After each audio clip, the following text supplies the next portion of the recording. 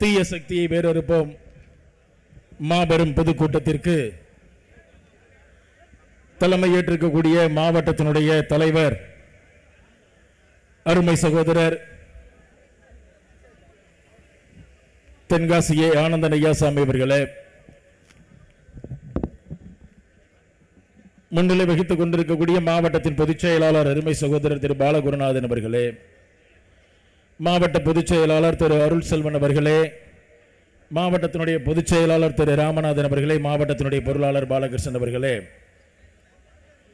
இங்கு வருகை புரிந்திருக்கக்கூடிய விருதுநகர் கிழக்கு மாவட்டத்தின் தலைவர் திரு பாண்டுரங்கன் அவர்களே, விருதுநகர் மேற்கு மாவட்ட தலைவர் திரு சரவணதுரை என்ற ராஜா அவர்களே, திருநெல்வேலி தெற்கு மாவட்ட தலைவர் திரு SP தமிழ்ச்செல்வன் அவர்களே, திருநெல்வேலி மேற்கு மாவட்டத்தின் தலைவர் திரு முத்துப்பலவேசம் அவர்களே, தூத்துக்குடி வடக்கு மாவட்டத்தின் தலைவர் திரு சரவணன் கிருஷ்ணன் அவர்களே, தூத்துக்குடி தெற்கு மாவட்ட தலைவர் திரு சித்ராங்கதன் அவர்களே, இங்கு எனக்கு முன்பாக சிறப்பாக பேசி அமர்ந்திருக்கக்கூடிய மரியாதைக்குரிய அண்ணன் திரு NMS விவேகானந்தன் அவர்களே, தமிழகத்திலே சட்டமன்றத்திலே நாம் அனைவராலும்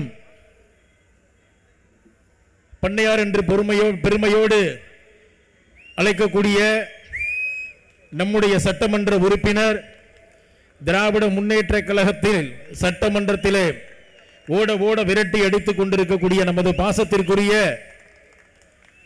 அண்ணன் திரு நயினார் நாகேந்திரன் அவர்கள் MLA அவர்களே, மற்றும் இளைஞர்களினுடைய எழுச்சி நாயகனாக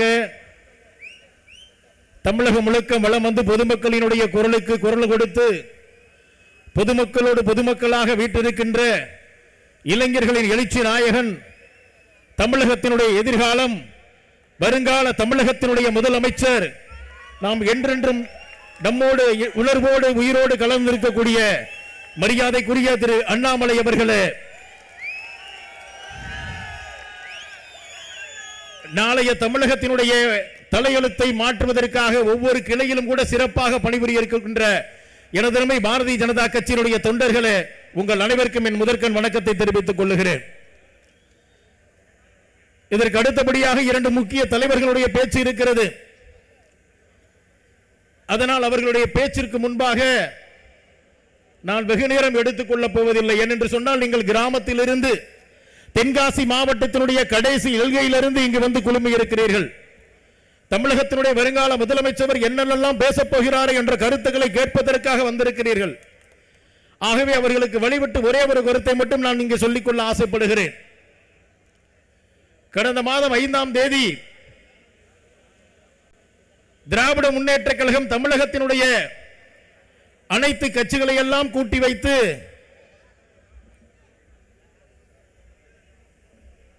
ஒரு கூட்டத்தை நடத்தினார்கள்.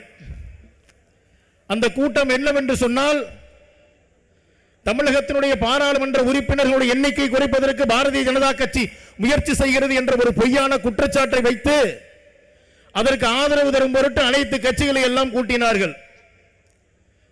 அந்த கூட்டத்தை நான் எப்படி பார்க்கிறேன் அப்படின்னு சொன்னா, பாண்டியராஜன் ஒரு படத்தில் நடிச்சிருப்பார், நெத்தியடின்னு ஒரு படத்தில். இந்த ரோட்டில் தெரியக்கூடிய பைத்தியத்தை எல்லாம் காசு கொடுத்து கூட்டிட்டு வந்து ஒரு சேரை எடுத்து, இந்த சேரு 1000, 2000, 3000, 4000, 5000 சொல்லிட்டு ஏன்னா எடுத்துக்கிட்டே இருப்பாங்க. கடைசியில் முடிஞ்சவன என்னடா நடந்துச்சுன்னு கேட்டாச்சுன்னா, சரி எடுத்தாச்சு காசு கொடுங்களான்னு கேட்டாச்சுன்னா என்ன சொல்லுவான், மாமா பிசுக்கோத்து அப்படின்னு சொல்லுவான். அந்த கதையாக இந்திய தேசத்தினுடைய உள்துறை அமைச்சர் மிக தெளிவாக சொன்னதற்கு பின்பாக பாரதிய ஜனதா கட்சியின் மீது களங்கம் விளைவிக்க வேண்டும் என்ற ஒரே காரணத்திற்காக இந்த அனைத்து கட்சி கூட்டத்தை எல்லாம் கூட்டத்தோட மட்டுமில்லாம இந்தியாவில் இருக்கக்கூடிய ரீலந்து போன கட்சிகளை எல்லாம் இன்றைக்கு இருக்கக்கூடிய பாராளுமன்ற உறுப்பினர்களை ஒவ்வொருவராக ஒவ்வொரு மாநிலத்திற்கும் அனுப்பி வைத்து நாங்கள் அதற்கு அடுத்தபடியாக ஒரு கூட்டம் கூட்ட போகிறோம், வாருங்கள் என்று சொல்லி அழைப்பு விடுத்துக் கொண்டிருக்கிறார்கள். கடந்த 2-3 தினங்களாக பார்த்துக் கொண்டிருக்கிறோம். தமிழகத்தில் இருக்கக்கூடிய ஒவ்வொரு அரசியல் கட்சியினுடைய தலைவர்கள் எல்லாம் எந்த அளவிற்கு மாண்புமிகு பிரதமர் அவர்களையும் நம்முடைய மாநில தலைவரை அவர்களையும் நமக்கு கிண்டல் அடித்துக் கொண்டிருக்கிறார் என்று சொல்லி, அதுல இன்றைக்கு பட்டம் கட்டி கொண்டிருக்கிற இளவரசர் ஒரே ஒரு வார்த்தை தான் சொன்னாரு, என்னன்னு கேட்டாச்சுன்னா கெட் அவுட் மோடின்னு நாங்க சொல்லுவோம் சொன்னாரு. ஆனா என்னுடைய தலைவன் திரு அண்ணாமலை அவர்கள் இதே மாதிரி ஒரு மேடையில சொல்றாரு, தைரியம் இருந்தா நீ சொல்லி பார் இந்த தமிழ்நாட்டில் என்ன நடக்குதுன்னு சொன்ன ஒரு ஒப்பற்ற தலைவன் சொன்னதற்கு பின்பாக அடுத்த ஒரு மீட்டிங்ல பிரஸ் மீட்ல கேட்கிறாங்க, இந்த மாதிரி சொல்லி இருக்கிறாரு அண்ணாமலை உங்களை பத்தி சொல்லி இருக்கிறாரு, நீங்க என்ன நினைக்கிறீங்கன்னு கேட்ட பொழுது துண்டக்கானம் துணியக்கானம் சொல்லிட்டு பிரஸ் மீட்டை கூட சந்திப்பதற்கு தைரியம் இல்லாமல் ஓடி ஒளிந்து கொண்டு இருக்கக்கூடிய கூட்டம் தான் இந்த திராவிட முன்னேற்ற கழகம் என்பதை மறந்துவிடக் கூடாது. எனது அருமை சகோதரர்களை, ஒன்று விஷயத்தை நன்றாக தெரிந்து கொள்ளுங்கள். நம்முடைய பாரதிய ஜனதா கட்சி எங்களுடைய தலைவர் அவர்கள் ஒரு விஷயத்தை ரொம்ப தெளிவா சொல்லுவாரு. அண்ணே, 1967க்கு பின்பாக திராவிட முன்னேற்ற கழகம் ஆட்சி அமைத்தது. அதற்கு பின்பாக இன்று வரைக்கும் 22 வருட காலம் இன்றைக்கு ஆட்சி திராவிட முன்னேற்ற கழகம் இருந்திருக்கிறாங்க. அவர்கள் ஒவ்வொரு முறையும் பாரதிய ஜனதா கட்சியின் மீது ஒரு பொய்யான குற்றச்சாட்டை கட்டமைத்து தான் இந்த ஆட்சியை பிடித்திருக்கிறார்கள். பாரதிய ஜனதா கட்சி மீது கட்டமைக்கப்படுகின்ற எந்தவித குற்றச்சாட்டத்தையும் 24 மணி நேரத்தில் உடைத்தே தீர்வேன் என்று சொல்லி உடைத்துக் கொண்டிருக்கிறார் நம்முடைய மாநில தலைவர் என்பதை நாம் மறந்துவிட முடியாது. இதுக்கெல்லாம் ஒரே காரணம் என்னன்னு ஒரு விஷயத்தை தெளிவா சொல்ல முடியும். மும்மொழி கொள்கையை பத்தி மாநில தலைவர் அவர்கள் ரொம்ப தெளிவா பேச இருக்கிறாரு. அதற்கு முன்பா நான் ஒரே ஒரு விஷயத்தை மட்டும்தான் நான் சொல்லிக்கொள்ள ஆசைப்படுகிறேன். 1963 ஆட்சியை விட்டு சென்ற மரியாதைக்குரிய திரு காமராஜர் அவர்கள் 1957 ஆட்சி அமைத்ததற்கு பின்பாக 9 வருட காலம் தமிழகத்திலே அவர் உருவாக்கிய கல்வி நிலையங்களுடைய எண்ணிக்கை 30,000 ஸ்கூலுக்கு மேல கட்டிய ஒரே முதலமைச்சர் இந்த தமிழ்நாட்டில் இருக்கிறான்னு சொல்லியாச்சுன்னா அது மரியாதைக்குரிய காமராஜர் என்பதை நாம் யாரும் மறந்துவிட முடியாது. ஆனால் இன்றைக்கு 21 வருட காலம் திராவிட முன்னேற்ற கழகம் ஆட்சியில் இருந்திருக்கிறது.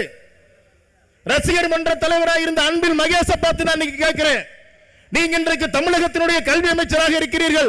9 வருட காலத்திலே நாங்கள் வணங்கக்கூடிய, நாங்கள் பெரிய மரியாதை செய்யக்கூடிய காமராஜர் அவர்கள் சுமார் 30,000க்கு மேல கல்வி நிலையத்தை திறந்திருக்கிறார். 18 வருடம் கருணாநிதி உள்பட இன்றைக்கு 3-4 வருட காலம் ஸ்டாலின் உள்பட 22 வருட காலம் நீங்கள் ஆட்சி செய்து கொண்டிருக்கிறீர்கள். இந்த தமிழ்நாட்டில் ஒரு ஸ்கூலை புதுசா தொடங்கணும் ஒரு வரலாறு இருக்கான்னு கேட்டாச்சுன்னா நிச்சயமா கிடையாது. அதற்கு காரணம் என்னவென்று சொன்னால் தனியார் பள்ளிகளுக்கு நீங்கள் ஆதரவாக கொடுத்துக்கின்ற ஒட்டுமொத்த சலுகைகள் தான் காரணம். அந்த சலுகைகளைத்தான் இன்றைக்கு எங்களுடைய தலைவர், மாநில தலைவர் திரு அண்ணாமலை அவர்கள் இன்றைக்கு சல்லியாக உடைத்துக் கொண்டிருக்கிறார். ஆகவே வரக்கூடிய காலகட்டம் இதே தென்காசியில இன்றைக்கு மரியாதைக்குரிய மாநில தலைவர் அவர்கள் 3வது முறையாக வருகிறார் என்று நினைத்துக் கொண்டிருக்கிறேன் பதவியேற்றதற்கு பின்பாக. ஆனா முதல் தடவை அவர் வரும்பொழுது இருந்த ஒரு எழுச்சி மிகுந்த பொதுக்கூட்டத்தை போல இன்றைக்கு நாம் இந்த பொதுக்கூட்டத்தை காக்கிறோம். அதற்கு அடுத்தபடியாக எண்மண் எண் மக்கள் யாத்திரை தமிழ்நாட்டில் வரலாறு காணாத அளவிற்கு அனைத்து சட்டமன்ற தொகுதியிலும் சிறப்பாக எண்மண் எண் மக்கள் யாத்திரையை முடித்த ஒரு மாவட்டம் தென்காசி மாவட்டம் என்பதை மறந்துவிட முடியாது. அந்த தென்காசி மாவட்டத்திலே கொடுத்த பல்வேறு வாக்குறுதிகள் கொடுத்தார். அதையெல்லாம் நிறைவேற்றி விட்டுத்தான் இன்றைக்கு மரியாதைக்குரிய மாநில தலைவர் அவர்கள் இங்கே வருகை புரிந்திருக்கிறார்கள். ஆகவே அதை பற்றி தெள்ள தெளிவாக உங்களிடத்தில் எடுத்துரைப்பார்கள் என்று சொல்லி இன்றைக்கும் பாரதிய ஜனதா கட்சியிலே தென்காசி மாவட்டத்தில் வரக்கூடிய காலகட்டம் மரியாதைக்குரிய மாவட்டத்தினுடைய தலைவர் திரு தென்காசி சேர்ந்த ஆனந்தன் ஐயாசாமி அவர்கள் பொறுப்பில் இருக்கும்போது 5 சட்டமன்ற தொகுதியிலும் பாரதிய ஜனதா கட்சியினுடைய நிச்சயமாக வளவரும் என்பதிலே நிச்சயமாக மாற்று கருத்து கிடையாது என்று சொல்லி வாய்ப்புக்கு நன்றி கூறி விடைபெறுகிறேன். நன்றி, வணக்கம். பாரத் மாதா கி ஜெய்.